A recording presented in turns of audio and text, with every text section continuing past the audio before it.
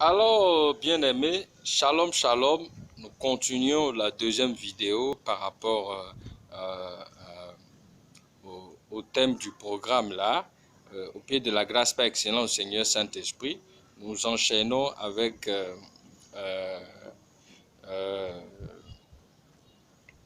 la deuxième partie qui est la préparation imminente du retour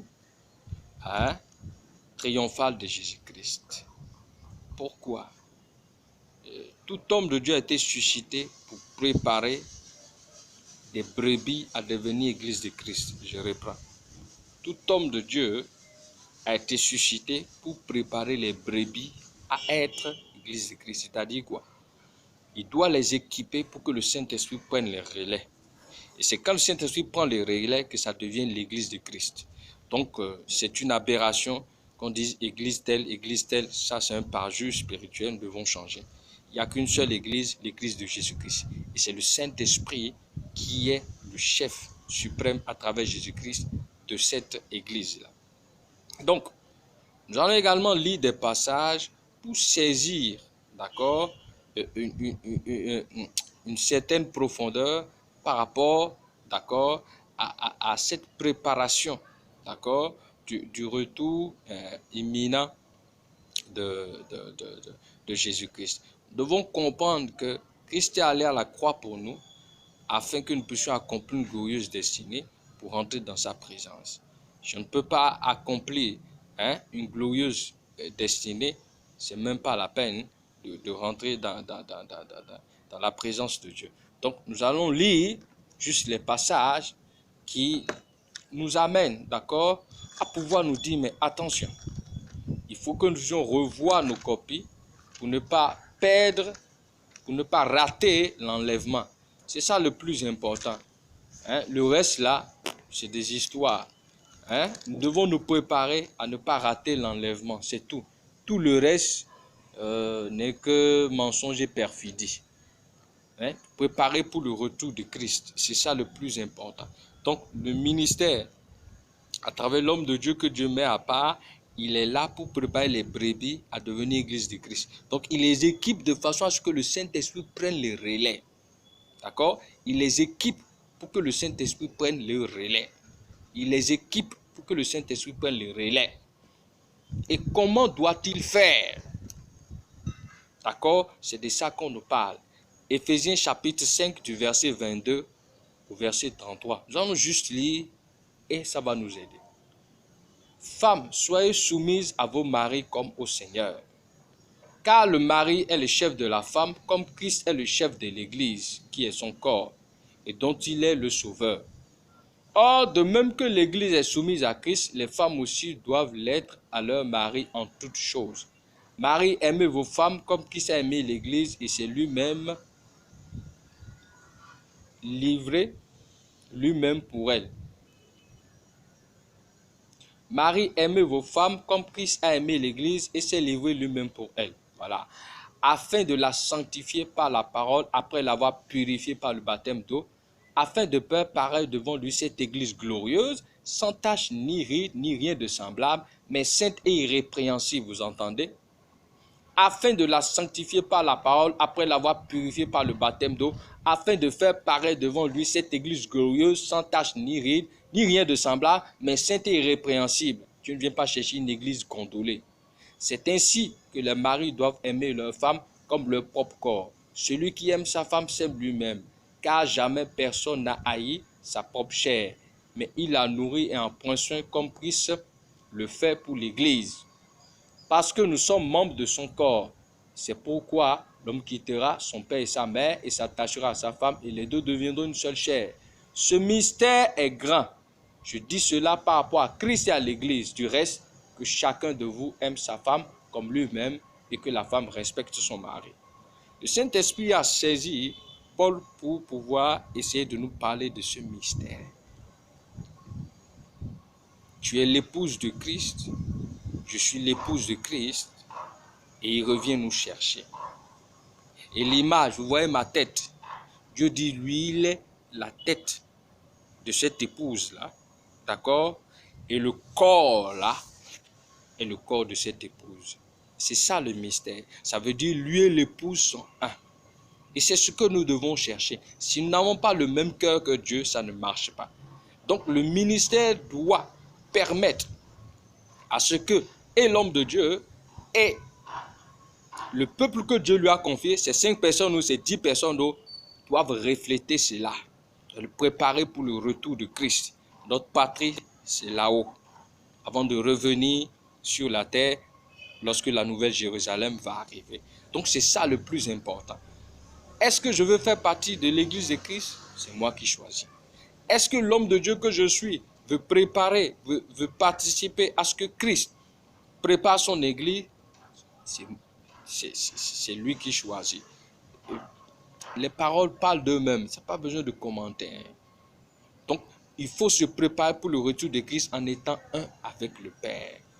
En laissant le Saint-Esprit nous équiper, et hommes de Dieu et peuple de Dieu, à nous préparer pour ce grand retour. On continue toujours par rapport à la préparation du retour imminent la préparation. Nous allons aller dans Matthieu chapitre 25, du verset 1 au verset 13. Nous allons voir quelque chose de puissant et de spécial. Nous lisons dans le nom puissant de Dieu, la parabole des 10 vierges. Alors le royaume des cieux sera semblable à 10 vierges qui, ayant pris leur lampe, allèrent à la rencontre de l'époux. 5 d'entre elles étaient folles et 5 sages. Les folles, en prenant leur lampe, ne prirent point l'huile avec elles. Mais les sages prirent avec leur lampe de l'huile dans des vases. Comme l'époux tardait, toutes s'assoupirent et s'endormirent. Au milieu de la nuit, on cria, « Voici l'époux, allez à sa rencontre. » Alors, toutes les vierges se réveillèrent et préparaient leurs lampes. Je reprends cette première partie. Alors le royaume des cieux sera semblable à des vierges qui, ayant pris leurs lampes, allèrent à la rencontre de l'époux. 5 d'entre elles étaient folles et 5 sages. Les folles, en prenant leurs lampes, ne prirent point de l'huile avec elles. Mais les sages prirent avec leurs lampes de l'huile dans des vases. Comme l'époux tardait, toutes s'assoupirent et s'endormirent. Au milieu de la nuit, on cria, « Voici l'époux, allez à sa rencontre. » Alors toutes ces vierges se réveillèrent et préparaient leurs lampes.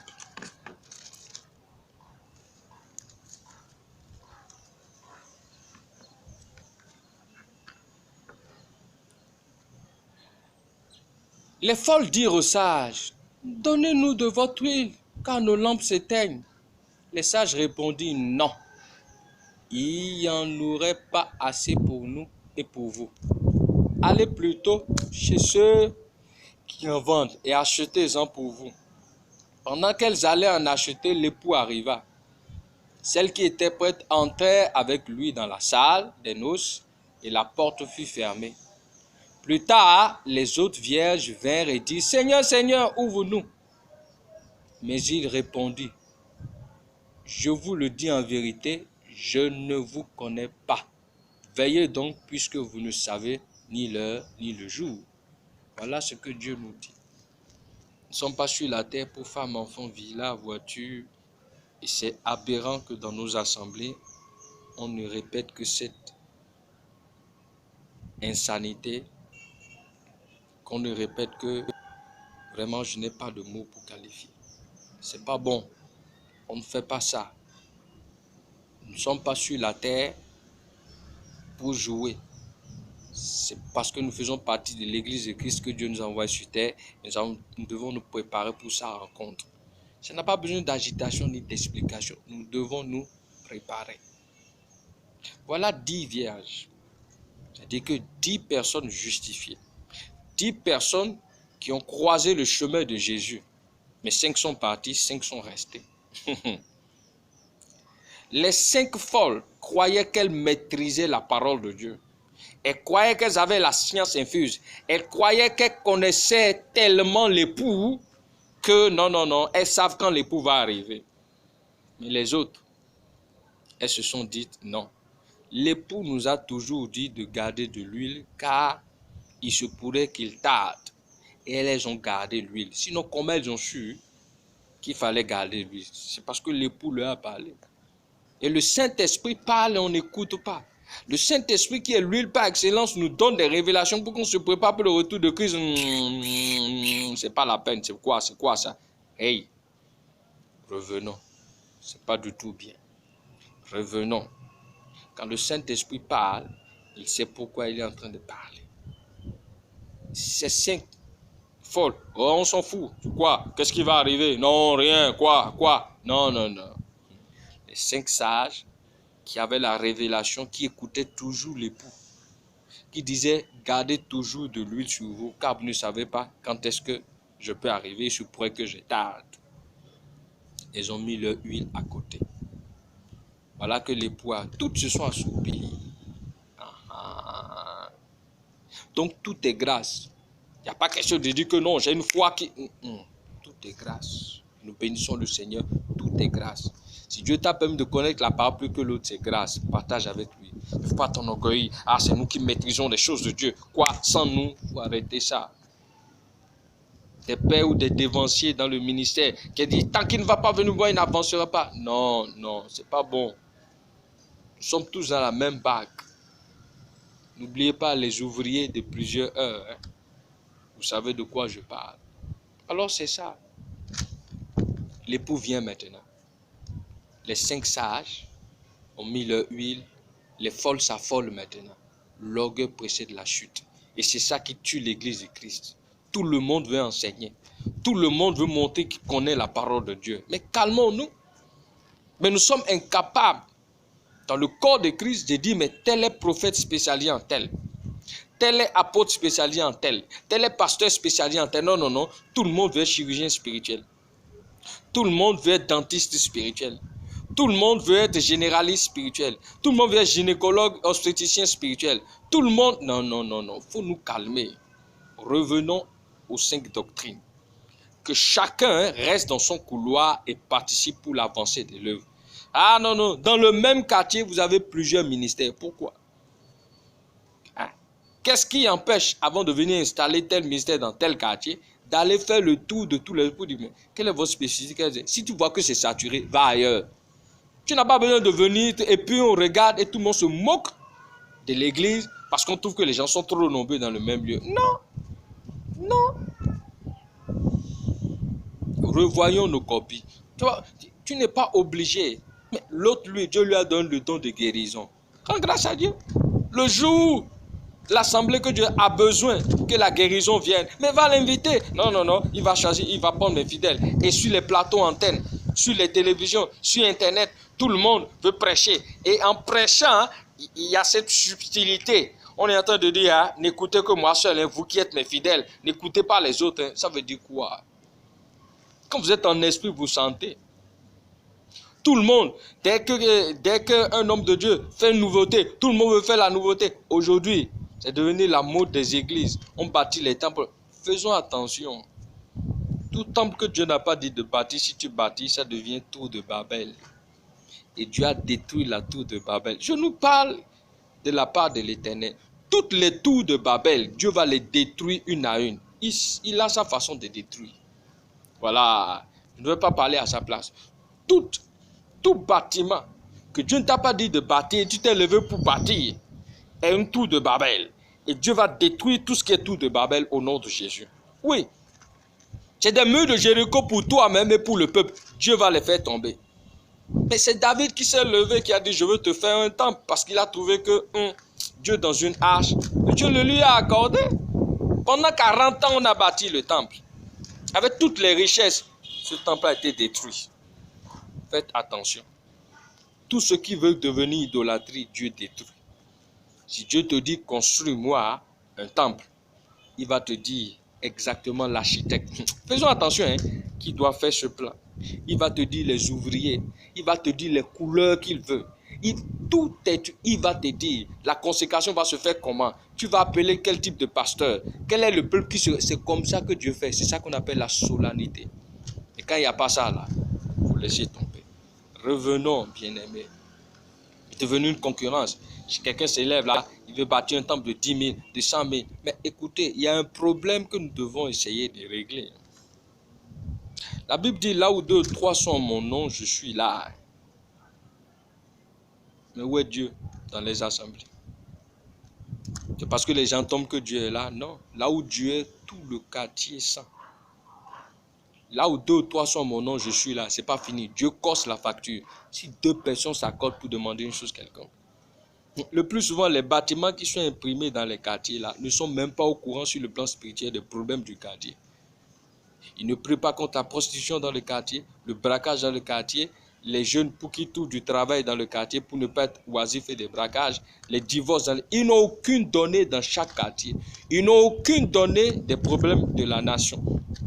Ils ne suivent pas l'économie d'un pays pour se mettre à prier pour dire Seigneur, donne-nous des idées. Voilà. Ils ne s'impliquent pas dans la vie de la nation. Je n'ai pas dit la politique, ça c'est autre chose, je reviendrai, puisqu'il y a la politique et la gestion de la cité selon les principes du royaume des cieux. Ils ne s'impliquent pas du tout dans les choses. Tu vois un ministère installé dans un quartier, si tu poses la question, est-ce que c'est Dieu qui t'envoie dans le quartier, il ne peut pas dire. Il n'est jamais allé saluer les sages du quartier pour exposer ce qu'il fait. Il ne respecte pas les gens. Rien. C'est le bruit seulement. Hein? On choque les gens. Mais les gens reviennent tard. Ils ont déjà travaillé. Ce n'est pas à l'heure là qu'il faut crier pour faire dire que tu pries. Non. Et de toutes les façons, ce qui vient de Dieu, même si pas, mes gars, la voix était haussée, même couché, quand lui-même entend la prière là, il sent que cette prière là, elle est spéciale. Mais c'est ça. Les ministères sont dans les quartiers. On ne se lève pas pour prier pour les gens. On ne se lève pas pour demander si dans tel quartier il y a des divorces, Seigneur arrête. Si dans tel quartier il y a trop de maladies, arrête. S'il y a trop de jeunes qui sont dans le chômage, arrête. Non, non, non, non, non. Seigneur, femme, enfant, vie là. Ça ne marchera pas. On fera que vous détester. On fera que nous détester. Il faut changer de paradigme. Donc voilà. Les folles, elles ont cru qu'elles connaissaient Dieu. Et c'est ça le problème de l'église de Christ. Tout le monde connaît la parole. Mais calmez-vous. Dieu a donné à chacun. Moi, mon couloir là, c'est les destinées individuelles et des nations. Dans mon couloir, j'ai 5 points. Il y a l'enseignement sur l'intimité avec Dieu. Il y a l'enseignement sur connaître sa destinée. Il y a l'enseignement sur l'accomplir avec le Saint-Esprit. Il y a travailler dans la vie des hommes de Dieu, de leur famille. Et 5e point, restructurer les ministères. Ça, c'est mon appel. Et le Seigneur m'équipe pour. Donc, quand je me lève pour dire, papa, tel ministère, ça ne va pas, c'est pas que je veux montrer que... Non, non, non, c'est Dieu m'a appelé à ça. Dieu me parle du fondement spirituel. Ici, il n'est pas bon. Si tu écoutes, c'est bon. Moi, c'est mon appel. Parce que Dieu m'a suréquipé pour le réveil. Donc, j'y vais. Donc, c'est ça. Donc, c'est les questions de destinée individuelle des nations. Donc, quand je me lève pour parler sur une nation, ce n'est pas en l'air. Je ne veux pas faire le candago. Non, non, non, non, je suis trop jeune. Mais quand je parle, il faut dire. Il ne faut pas tourner autour du pot. Et c'est cette malhonnêteté spirituelle qui ne fait que nous détruire. Tout le monde se lève. Ah, si je dis ça maintenant, qu'est-ce que le président du pays va dire? Si je laisse... On s'en fout.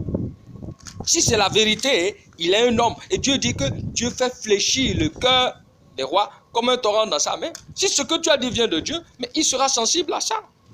Il faut crier pour dire Dieu n'est pas d'accord si ça.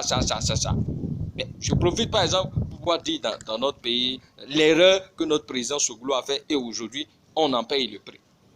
Mais c'est un truc dangereux. Si Dieu n'était pas venu à notre secours, c'est grave. Mais tout le monde disait que le président prête serment et on dit au nom de Dieu.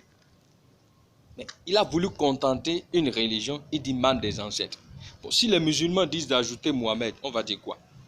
Si les catholiques disent d'ajouter Marie, on va dire quoi? Et si les autres, c'est pas bien. C'est pas bien.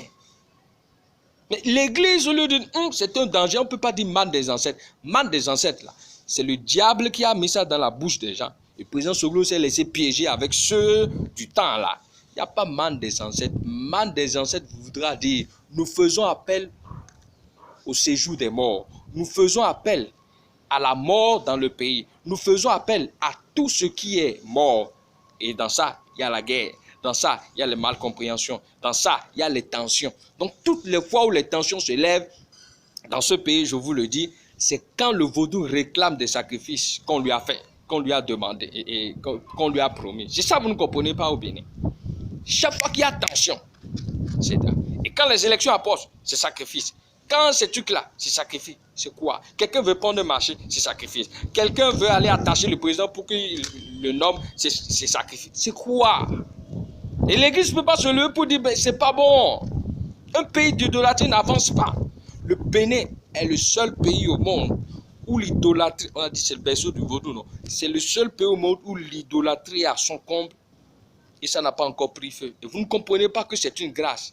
Mais tu ne vas pas se taire éternellement. L'Église doit se lever pour prier pour que Dieu ouvre les yeux à nos cadres et autres là, pour leur dire, mais sortez de là. Et vous, du culte endogène, je vous parle clairement. Si vous ne vous repentez pas, ce qui s'est passé avec le Tolegba à Godomé Petit, hein, je vous annonce de la part de Nézère que les couvents vont prendre feu. Des rois seront frappés dans leur sommeil.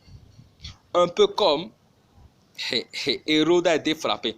Quand on a dit roi des rois, seigneur des seigneurs, et il se glorifiait. La Bible dit que vers l'a frappé, il a été rongé par les vers. C'est plus que ça qui veut vous arriver. Parce que vous, les chefs traditionnels, vous, les rois de notre pays, vous connaissez les secrets qui sont en train d'amener des problèmes dans notre pays. Vous savez les sacrifices. Je n'ose pas dire quel sacrifice. Je sais, mais je ne veux pas embraser les choses. Vous savez les sacrifices. Les différents types de sang innocent qui ont coulé et vous êtes assis dessus. Tout ça implore la guerre dans le pays. Parce que vous n'avez plus vos jetons, vous mettez le pays à feu et à sang. Changez, c'est pas bon. Changez, c'est pas bon. Si hier vous mangez, ça c'est bon. Si aujourd'hui vous ne mangez pas, ne mettez pas le pays à feu et à sang. Vous connaissez les secrets de ces pays-là. Vous savez les hommes politiques qui viennent vous livrer des grands secrets. Si vous voulez changer le Bénin, vous aurez dû le faire. Mais comme ça ne vous arrange pas. Quand ils s'en vont voler l'argent, c'est vous qui viennent voir et vous attachez les juges pour qu'on ne les juge pas. Quand vous voulez que le président ne puisse pas sévir sur quelqu'un, mais quand ils viennent vous voir, c'est vous qui attachez et le président ne prend pas des trucs. Tout ça là est dedans. Notre port là, le port de Cotonou là, Dieu seul sait les sacrifices humains et le sang qui a coulé et qui fait. C'est Dieu qui fait grâce que le port même est entendu. Sinon, vous savez, dans les ministères, vous savez ce que vous avez enterré. Et c'est vous, nos chefs traditionnels là, c'est vous, nos peuples de culte endogènes là, qui encouragez ça. Un juge veut juger un escroc et il vient vous voir, vous attacher. Si l'enfant du juge ne tombe pas malade, et c'est la femme du juge qui tombe malade ou il fait accident, mais de vous à moi, humainement, il ne va pas chercher à mourir. C'est bon, il laisse le dossier et on dira qu'il est un juge incompétent. Non, voilà les réalités du Bénin. Dans le même bureau, vous êtes 4 collègues, ça fait 4 gris-gris différents. Comment vous voulez qu'un pays avance comme ça? Le Bénin n'a pas un problème autre que l'idolâtrie. Et personne ne veut parler. Parce qu'on dit, mais tu n'as pas de Jésus comme. Tout mauton. Donc nous manions, et nous le cougnons. On dit, mais comme il tombe, mais côté les quoi, si couteau, mais sacrifice sur sacrifice.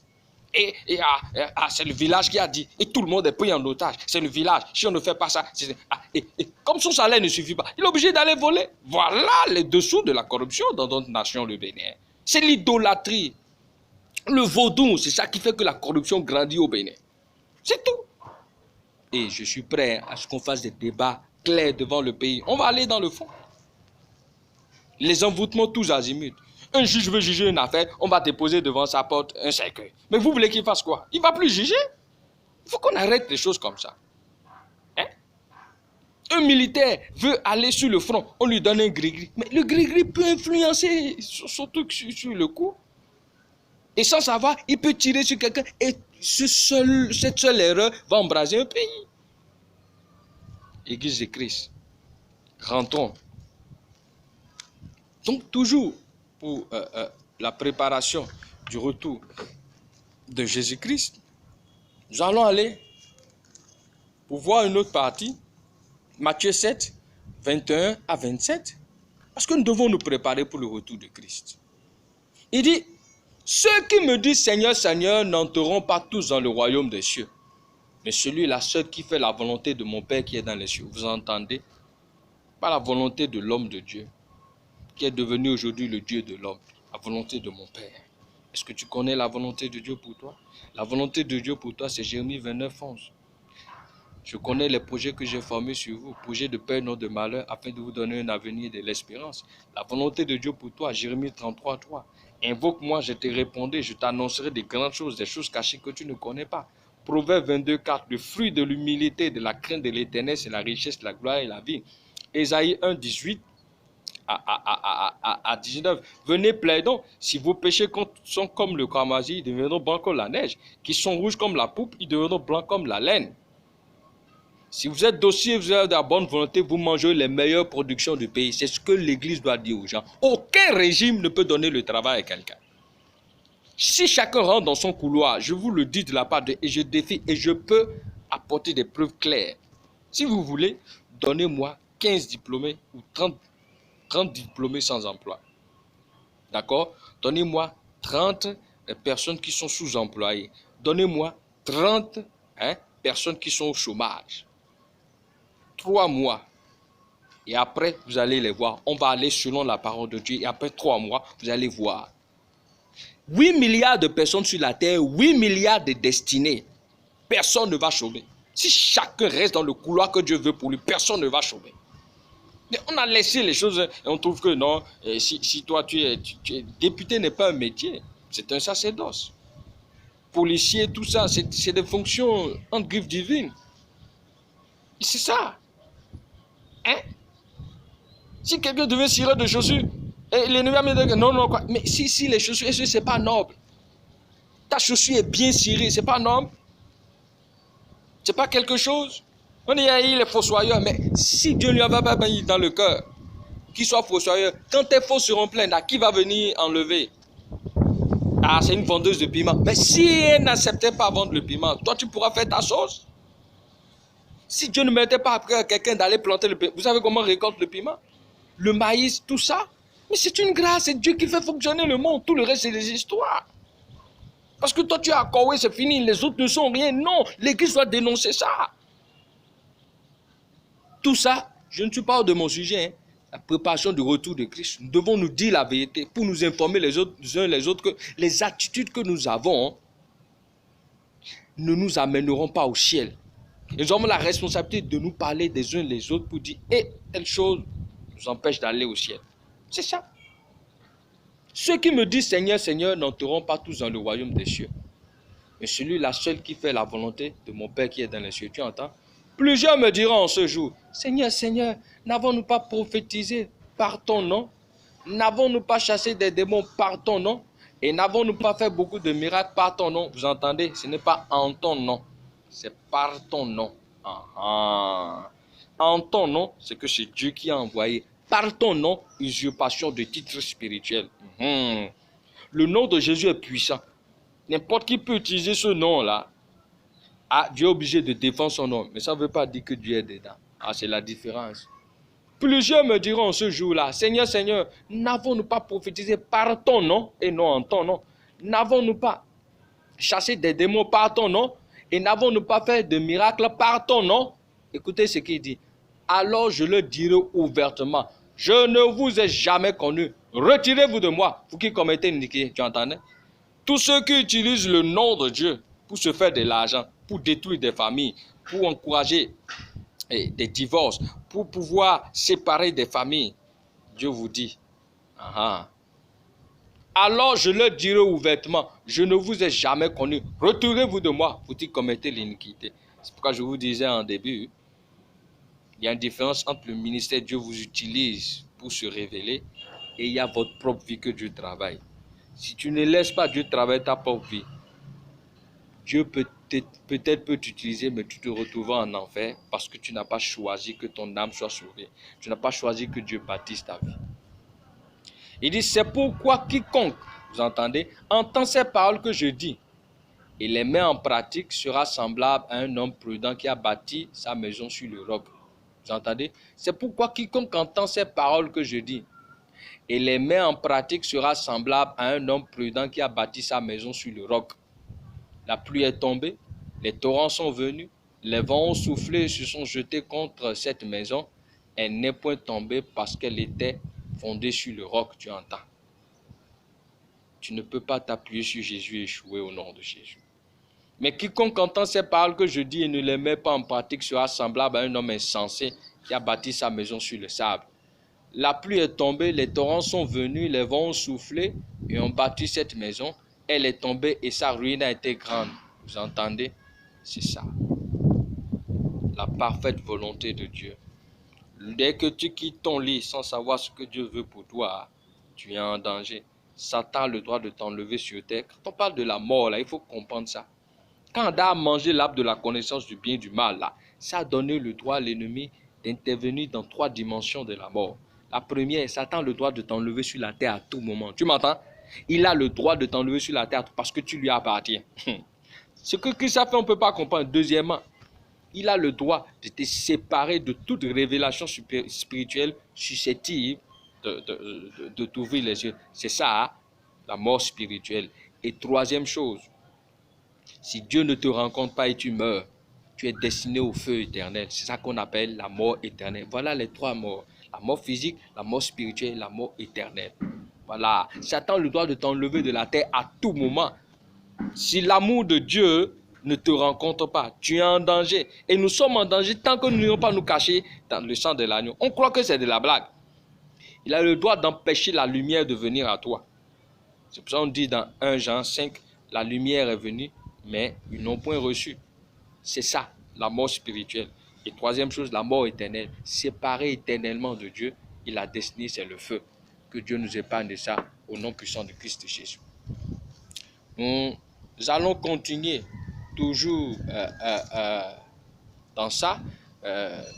Et nous allons aller dans Apocalypse chapitre 3, du verset 4 au verset 5, pour aller comprendre d'autres révélations qui vont nous aider. Nous lisons dans le nom puissant de Christ Jésus. Oh Bakandabra, merci Saint-Esprit de nous fortifier pour ces enseignements qui sont profonds et qui nous demandent à tous vraiment de nous remettre en cause. Fais-nous grâce de nous retrouver un jour au ciel avec toi en tant que des enfants obéissants. Apocalypse 3, verset 4 au verset 5. Nous lisons dans le nom puissant de Christ Jésus. Cependant, tu as à Sardes quelques hommes qui n'ont pas souillé leurs vêtements. Ils marcheront avec moi en vêtements blancs parce qu'ils en sont dignes. 5. Celui qui vaincra sera revêtu ainsi de vêtements blancs et je ne effacerai point son nom du livre de vie. Et je confesserai son nom devant mon Père, devant les anges. Vous entendez? Cependant, tu as à Sardes quelques hommes qui n'ont pas souillé leurs vêtements. Ils marcheront avec moi en vêtements blancs parce qu'ils en sont dignes. Tu comprends? Le vêtement de justice. Nous en avons tous besoin pour être préparés pour l'eau. Et c'est le Saint-Esprit qui la donne à quiconque réellement cherche le Seigneur. Il dit, celui qui vaincra sera revêtu ainsi de vêtements blancs, et je ne effacerai point son nom du livre de vie, et je confesserai son nom devant mon Père, devant ses anges. Vous entendez? Ce deuxième vêtement, c'est le vêtement de gloire. Si tu as marché dans la volonté de Dieu, et tu es mort en Christ, à l'enlèvement, c'est ce deuxième vêtement que tu as, le vêtement de gloire. Et on dit qu'on n'effacera pas ton nom. Donc ceux qui croient qu'ils ont un salut, non. Si tu es réellement né de nouveau, là, ton nom sera éternellement écrit. Mais si tu es un loup à peau d'agneau, là, tu vas rentrer, Dieu va s'observer. Mais quand Dieu va découvrir que tu es un loup à peau d'agneau, il efface ton nom. Donc faisons attention. Ne jouons pas avec Dieu. Lisons également, toujours Apocalypse 3, du verset 7 au verset 13. Il dit ceci. Écrit à l'ange de l'église de Philadelphie, vous voyez. Voici ce que dit le Saint, le véritable. Celui qui a la clé de David. Celui qui ouvre, personne ne fermera. Celui qui ferme, personne n'ouvrira. Je reprends. Écrit à l'ange de l'église de Philadelphie. Voici ce que dit le Saint, le véritable. Celui qui a la clé de David. Celui qui ouvre, personne ne fermera. Celui qui ferme, personne n'ouvrira. Je connais tes œuvres. Voici, parce que tu as peu de puissance et que tu as gardé ma parole et que tu n'as pas renié mon nom, j'ai mis devant toi une porte ouverte que personne ne peut fermer. Tu entends? Je connais tes œuvres. Voici, parce que tu as peu de puissance et que tu as gardé ma parole et que tu n'as pas renié mon nom, j'ai mis devant toi une porte ouverte que personne ne peut fermer. Tu entends? Voici, je te donne de ceux de la synagogue de Satan qui se disent juifs et ne le sont pas, mais qui mentent. Voici, je les ferai venir se prosterner à tes pieds et connaître que je t'ai aimé. Parce que tu as gardé la parole de la persévérance en moi, je te garderai aussi à l'heure de la tentation qui va venir sur le monde entier pour éprouver les habitants de la terre. Je viens bientôt. Retiens ce que tu as afin que personne ne prenne ta couronne. Celui qui vaincra, je ferai de lui une colonne dans le temple de mon Dieu et il n'en sortira plus. J'écrirai sur lui le nom de mon Dieu et le nom de la ville de mon Dieu, de la nouvelle Jérusalem qui descend du ciel auprès de mon Dieu et mon nom nouveau. Que celui qui a des oreilles entende ce que l'Esprit dit aux églises. Vous avez entendu? Voilà, simplement. Dieu honore ceux qui se préparent. L'ennemi se prosternera devant toi. Garde, c'est l'amour de Dieu qui est important. Marc 12, 31, tu aimeras l'Éternel de tout ton cœur, de toute ton âme, toute ta pensée, toutes tes forces. C'est ça. Et tu aimeras ton prochain comme toi-même. Toujours dans Apocalypse 3, du verset 14 au verset 20, lisons ce que dit la parole. Écrit à l'ange de l'église de Laodicée. Ah, voici ce que dit l'Amen, le témoin fidèle et le véritable, le commencement de la création de Dieu. Je connais tes œuvres. Je sais que tu n'es ni froid ni bouillant.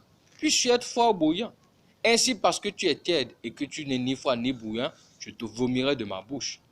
Parce que tu dis, je suis riche, je me suis enrichi et je n'ai besoin de rien.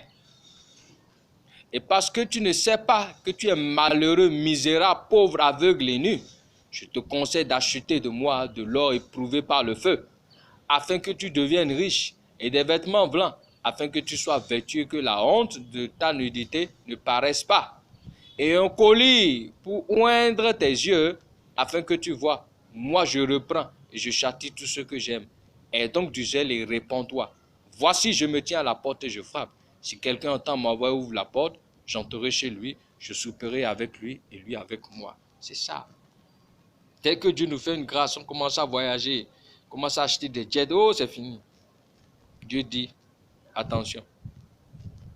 Voilà. Il dit, si tu n'es ni froid ni bouillant, je vais te vomir. Il faut choisir. Quand on veut être avec Dieu, on marche dans la vérité de Dieu, on fait sa parfaite volonté et non la volonté permissive. Et qu'est-ce qu'il dit? Parce que tu dis, je suis riche, je me suis enrichi et je n'ai besoin de rien. Et parce que tu ne sais pas que tu es malheureux, misérable, pauvre, aveugle et nu. Et sur le plan physique, tu as des jets, mais Dieu te dit, écoute bien. Quoi? Parce que tu dis, je suis riche, je me suis enrichi et je n'ai besoin de rien. Et parce que tu ne sais pas que tu es malheureux, misérable, pauvre, aveugle et nu, je te conseille d'acheter de moi de l'or éprouvé par le feu, afin que tu deviennes riche, et des vêtements blancs, afin que tu sois vêtu, et que la honte de ta nudité ne paraisse pas, et un collier pour un trésor, afin que tu vois. Moi, je reprends, je châtie tout ce que j'aime. Aie donc du zèle et réponds-toi. Voici, je me tiens à la porte et je frappe. Si quelqu'un entend ma voix et ouvre la porte, j'entrerai chez lui, je souperai avec lui, lui avec moi. Vous imaginez? C'est ce dans quoi nous sommes. L'orgueil. On ne sait plus être humble. On ne sait plus dépendre de Dieu parce qu'on voyage. Le Saint-Esprit n'est plus la voie autorisée. Même sans consulter Dieu, ce que l'homme de Dieu dit. Revenons, revenons, revenons, revenons. Préparons-nous en laissant le Saint-Esprit nous remettre. Si tu vois, homme de Dieu, que tu es dans ce cas, réponds-toi. Et dis, je suis à la porte et je frappe. Si quelqu'un t'ouvre, repars sur de nouvelles bases avec ton Dieu. Ce n'est pas une honte. Repars. Aie le courage de dire à ton peuple, Avant, j'avais entendu parler, mais maintenant, je veux voir Dieu. J'étais un païen, maintenant, je veux la vie de l'esprit. Ça va t'aider. Nous allons terminer par 2 passages pour clôturer cette partie. Apocalypse 20, 15 à 20. Écoutons ce que dit la parole. Puis je vis un grand trône blanc et celui qui était assis dessus. La terre et le ciel s'enfuirent devant sa face et il ne fut plus trouvé de place pour eux. Et je vis les morts, les grands et les petits, qui se tenaient devant le trône. Des livres furent ouverts, et un autre livre fut ouvert, celui qui est le livre de vie. Et les morts furent jugés selon leurs œuvres, d'après ce qui était écrit dans ces livres. La mer rendit les morts qui étaient en elle. La mort et le séjour des morts rendit les morts qui étaient en eux, et chacun fut jugé selon ses œuvres. Et la mort et le séjour des morts fut jeté dans l'étang de feu. C'est la seconde mort, l'étang de feu. Quiconque ne fut pas trouvé écrit dans le livre de vie fut jeté dans l'étang de feu. Je reprends. Apocalypse 20, du verset 11 au verset 15. Apocalypse 20, du verset 11 au verset 15. Apocalypse 20, du verset 11 au verset 15. Puis je vis un grand trône blanc, et celui qui était assis dessus. La terre et le ciel s'enfuirent devant sa face, et il ne fut plus trouvé de place pour eux. Et je vis les morts, les grands et les petits, qui se tenaient devant le trône. Des livres furent ouverts, et un autre livre fut ouvert, celui qui est le livre de vie. Et les morts furent jugés selon leurs œuvres, d'après ce qui est écrit dans ces livres. La mer rendit les morts qui étaient en elle. La mort et le séjour des morts rendit les morts qui étaient en eux, et chacun fut jugé selon ses œuvres. Et la mort et le séjour des morts fut jeté dans l'étang de feu. C'est la seconde mort, l'étang de feu. Quiconque ne fut pas trouvé écrit dans le livre de vie fut jeté dans l'étang de feu. Vous imaginez?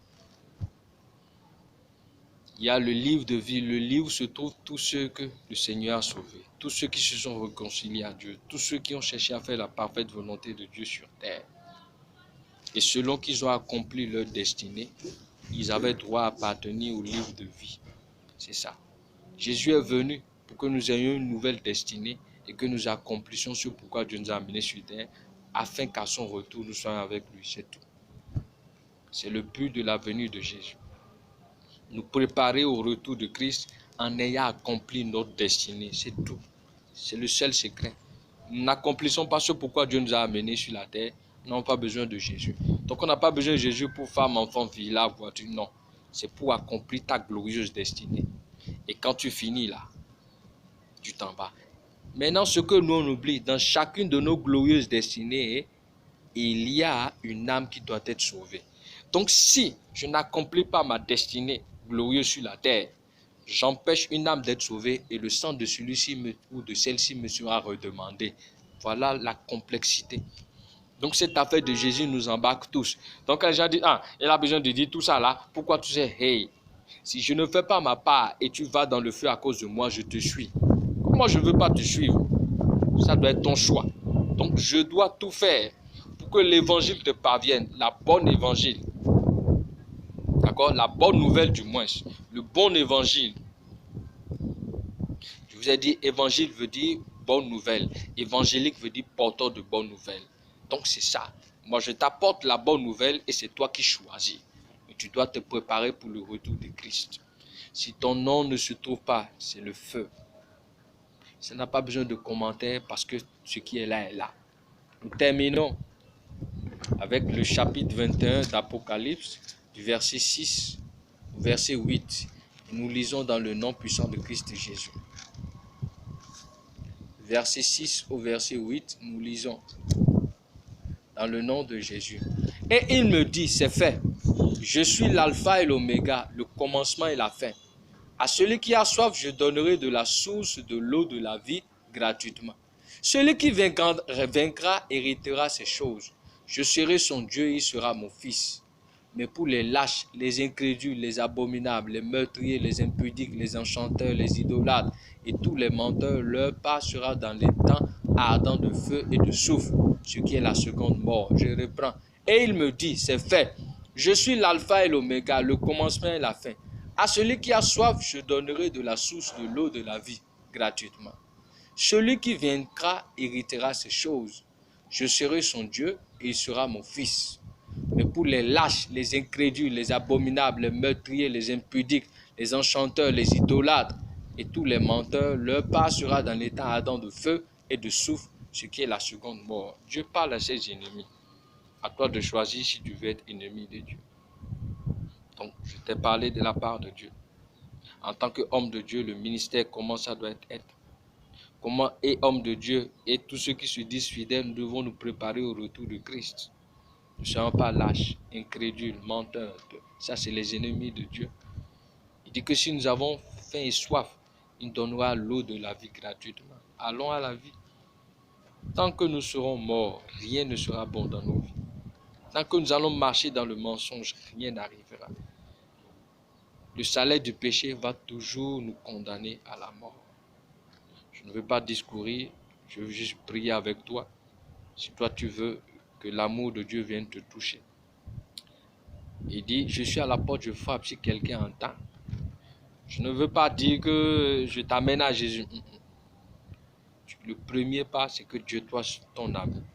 D'ici quelqu'un entend ma voix et ouvre, j'entrerai chez lui, je souperai avec lui, avec moi. Je ne suis pas en train de m'adresser aux chrétiens. Je ne suis pas en train de m'adresser aux évangéliques. Je m'adresse à toute personne qui sent qu'elle est morte. Tu vas poser un pas prophétique. Va ouvrir ton portail. Dis à Jésus, entre. Et tu fermes. Tu ouvres ton salon. Tu dis à Jésus, entre. Tes toilettes. Dis à Jésus, entre. Ta cuisine. Ta chambre à coucher. Ta douche. Ta voiture. Ton bureau. Dis à Jésus, entre. Quand il va entrer, c'est que la vie vient de rentrer. Là où il y a la vie, tu as les yeux illuminés. C'est tout ce que je peux te donner comme secret. Il dit, je suis à la porte et je frappe. Si quelqu'un entend ma voix et ouvre, j'entrerai. Applique ce qu'il a dit. Je souperai avec lui, lui avec moi. Ouvre la porte de ton cœur. Dis, on m'a dit que si tu es là, tu frappes. Ok. Toi, Jésus, je t'ouvre la porte de mon cœur. Je t'ouvre la porte de ma vie. Je t'ouvre la porte de mes comptes bancaires. Je t'ouvre la porte de mes affaires. Je t'ouvre la porte dans mon foyer. Je t'ouvre la porte dans ma famille. Je t'ouvre la porte dans mes études. Je t'ouvre la porte dans ma vie professionnelle. Je t'ouvre la porte dans tous les domaines de ma vie. Et va dans ta maison ou bien là où tu as loué. Ouvre le portail. Dis Jésus, entre. Ouvre ton salon. Dis Jésus, entre. Ouvre tes cuisines ou bien ta cuisine. Ouvre ta chambre à coucher. Ouvre tes toilettes. Ouvre, entre. Et tu vas voir ce qui va se passer. Il faut prendre la parole au mot. Donc voilà ce que je voulais te dire. Que la grâce de Dieu t'accompagne et que le Seigneur nous prépare tous à son retour. Shalom, shalom. Que toute la gloire revienne au Seigneur. Au nom puissant de Christ Jésus. Amen. Je vous aime.